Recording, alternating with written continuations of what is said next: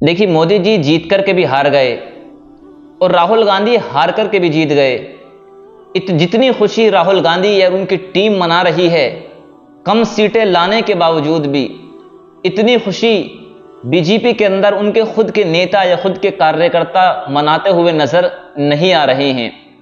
सब जानते हैं कि कल वोट खुले हैं, विधानसभा के इलेक्शन हो चुका है मुकम्मल, लेकिन सरकार किसकी बननी है ये अभी तक तय नहीं हुआ है।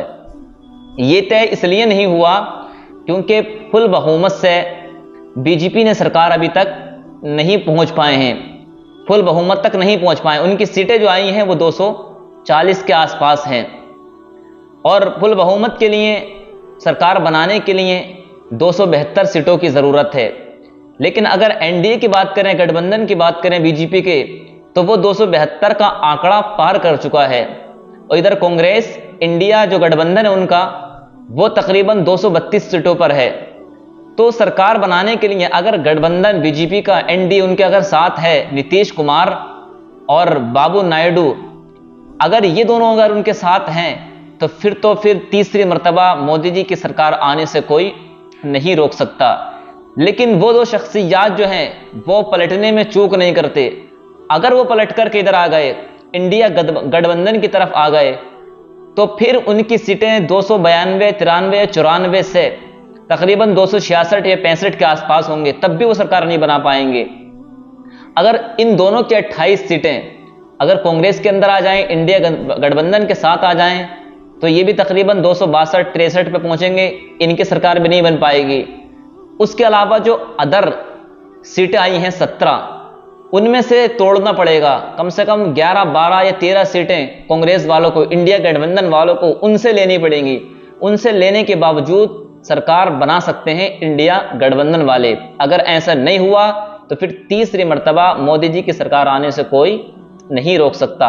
लेकिन वो जो शख्सियात हैं वो पलटने में कहीं भी चूक नहीं कर सकती और यही मीटिंगें भी चल रही हैं, क्योंकि यहां पर उनको प्रधानमंत्री या उप प्रधानमंत्री का ऑफर दिया गया है, उप प्रधानमंत्री का।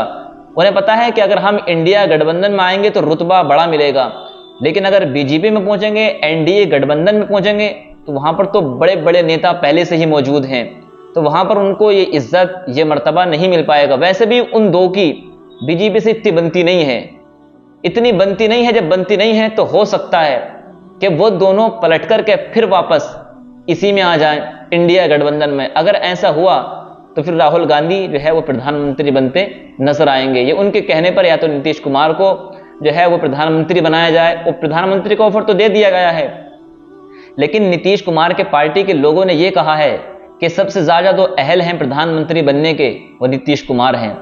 यहां पर मैं मुसलमानों से एक खास तवज्जो का तलबगार हूं। जो लोग असदुद्दीन ओवैसी साहब को लेकर के ये ट्वीट करते हैं, ये बातचीत करते हैं कि अकेले मुसलमानों के दम पर ये सरकार कैसे बना सकते हैं, आज उन लोगों के मुंह पर यह तमाचा है। एक बंदा 12 सीटें लाने के बाद प्रधानमंत्री बनने का फुल दावेदार है, दोनों पार्टी घुटने टेकी खड़ी हैं उनके सामने, सिर्फ 12 सीटों वाले आदमी के पास।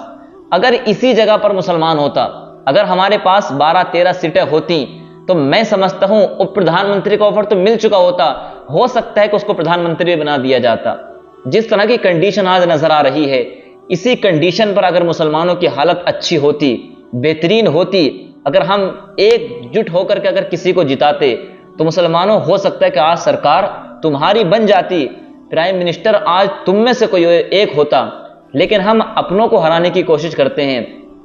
मजलिसे इत्तेहादुल मुस्लिमीन सिर्फ एक सीट, असदुद्दीन ओवैसी जो सालों से जीतते आ रहे हैं, बस वही जीते हैं।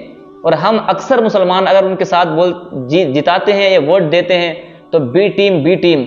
हालांकि इस साल अगर बी टीम का काम किसी ने किया है तो वो मायावती ने किया है। समाजवादी की 20 सीटों को हराने का सबसे बड़ा काम अगर किसी पार्टी ने किया है, या बीजेपी को 20 सीटें जितवाने का सबसे बड़ा काम किसी ने किया है, तो वो मायावती ने किया है। तकरीबन 20-21 सीटें अकेले दम पर उसने जितवाई हैं। किसको? बीजेपी को।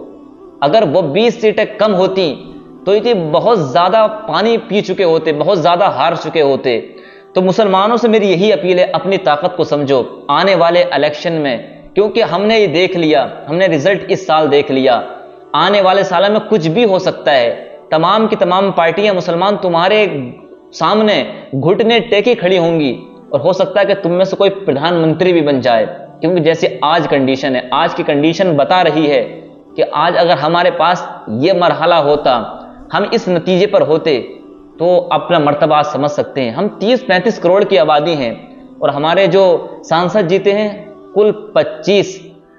हालांकि इतनी आबादी में कम से कम 100-125 सांसद होने चाहिए थे, लेकिन सांसद कितने हैं? सिर्फ 25 जीते हैं। जब ये हालात मुसलमानों के रहेंगे तो फिर हमारी आवाज़ों को कौन उठाएगा?